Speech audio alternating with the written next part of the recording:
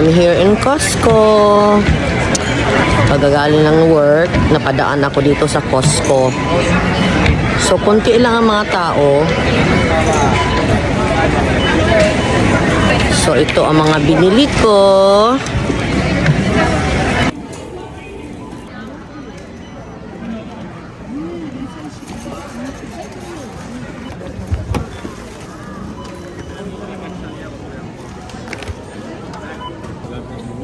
It's true. $33 is left.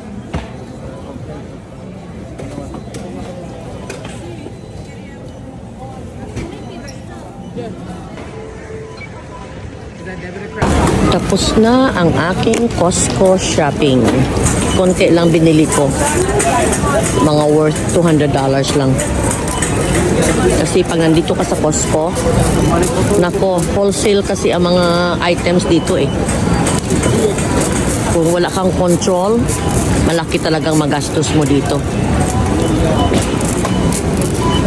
So anyway, pa-exit na ako.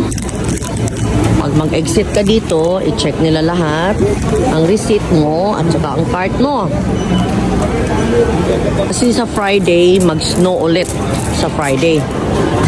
Yung bumili ng salad set na malaking box. Tingnan nyo, napakalaking box. Magandang brand. Thomasville ang brand, which is a good brand. Dito ako sa may nag-overtake sa akin. Dito ako sa side na ito kasi dyan sa kabilang side malaking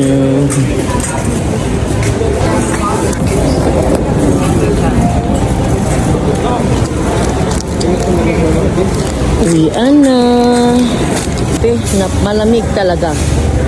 So this is really the winter. Malamig na. Yun lang guys. Almost now in my car. Galing ko lang ng Costco. At saka bumili ako nitong ready mix na siya na Caesar salad. Kasi nakakasawa na yung puro karne at saka puro isda. So ngayon, mag salad ako. So ito siya, ready to mix. Ready na ito siya. I think it's only $9.92, which is very cheap. Tsaka maganda yung i-on ko nga itong aking light dito. Maganda na fresh itong salad na ito. Masarap ito siya. So ito na siya. Malapit lang kasi ako sa Costco. So, very convenient sa akin yung store. Kasi maadaanan ko siya pauwi. Ilang minutes lang nasaba. Malapit lang talaga. It's very convenient. Malapit lang ako sa mga ganun. So, yun ang gusto ko. Kahit maliit lang yung bahay ko, but, you know, malapit lang sa mga kabihasnan. Can you imagine buying a gallon of milk? Magbiyahe ka na malayo. Diba? So, importante yung malapit ka sa mga stores, sa mga mall. Kasi, accessible lahat. Yan ang importante sa akin. Ayaw ko yung malayo, magbiyahe na malayo, tapos yung sasakyan mo, naubos yung mileage.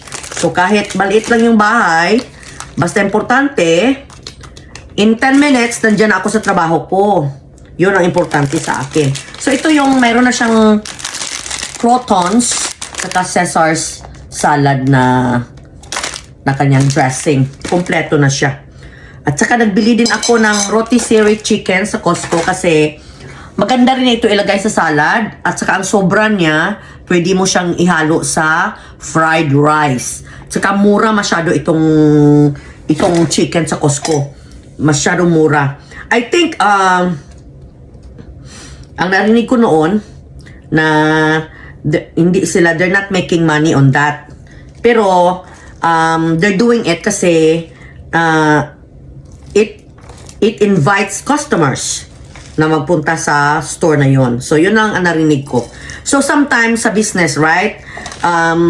You lose some and you win some. Ganon talaga yun. Tulad sa Black Friday ba? Mag-sale sila ng TV na napakamura. Pero TV lang. But once you're in the store, because it's Black Friday, you end up shopping a lot of stuff. So, it's a marketing. Marketing lang yan. Style yan. So, mayroon siyang cheese din, oh. So, mura na masyado ito kasi mahal din ang salad, eh. You know, palagi ako nag-order noon sa trabaho ko ng salad sa Chipotle. Saan ba yun? Palagi ko nag-order doon malapit sa trabaho ko. Maliit lang na salad is like $19. So, ito masyadong mura kasi this is only like this is $9.92. So, lagyan mo siya ng ganito, croutons. Gusto ko ito. Tapos, lagyan mo siya ng rotisserie chicken. Yan, masarap masyado yan. So, yan, lagyan mo siya ng sauce. Itong sauce niya. Gusto ko ito na sauce. Caesar salad. So, masarap ito masyado. Tapos, maglagay ako ng chicken. Himay-himayin ko yung chicken. By the way, nahugas na ako ng kamay ko, okay? And, masarap masyado ito siya. So, tapos na ang Christmas. So, konti na lang ang tao ngayon sa mga stores. At saka alam nyo, sa stores na yon, puro dami ng Valentine's display na. At saka, excited na rin ako kasi bakit? Yan ang time. So, Valentine's ang time. After Valentine's Day, yan ang time na mag-prune ako ng aking mga roses.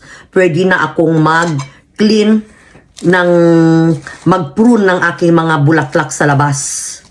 So, yun lang. Tapos, lagyan ko ito siya ng... See, masarap ito siya, oh. Caesar salad. Dalawa ang binigay sa akin na ganito. Okay? So, sabi nila, maraming calories din yan. Kaya, hindi ko ilagay siya lahat. Saka meron pa akong sobra. I think this is good for, I don't know, how many servings? 2 servings or 3. For me, this is like 3 servings. Sarap ang salad. Gusto ko ito siya. Caesar salad. Tapos, I have this chicken. Rotisserie chicken. I-slice ko siya. Lagay ko sa aking salad. Ganun lang yun.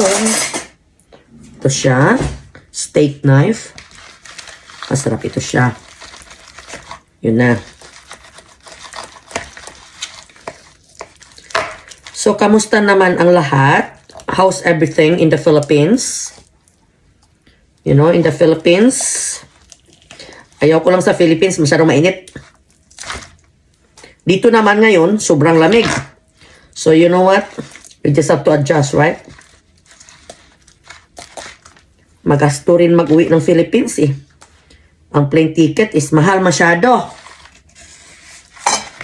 Ang plane ticket, ordinary plane ticket is $2,000.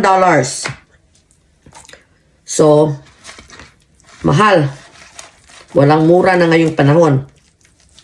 Tsaka next month, magpadala ako ng boxes, I think, sa Philippines. Magbili ako ng mga vitamins. Ipadala ko. Sarap talaga. Napakasarap. Tsaka juicy siya. O, tingnan nyo. O. Napaka-juicy niya. Sarap talaga. Sarap siya sa salad.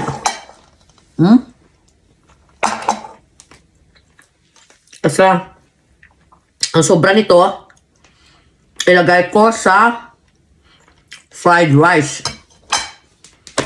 Napakasarap. Mura pa masyado. Ang gusto ko mag-shopping sa Costco, eh. Kasi, mura. At saka, good quality. Okay, guys. Kain muna ako. Masarap. Dito lang ako natuto sa Amerika kumain ng ito, mga salad. Sa Philippines, wala ito. Yung bagong dating ko dito sa Amerika noon, nakikita ko yung mga kasama ko kumakain ng mga salad. Hinahanap ko talaga yung kanin. Pero ngayon, kahit walang kanin, okay lang sa akin. Bye!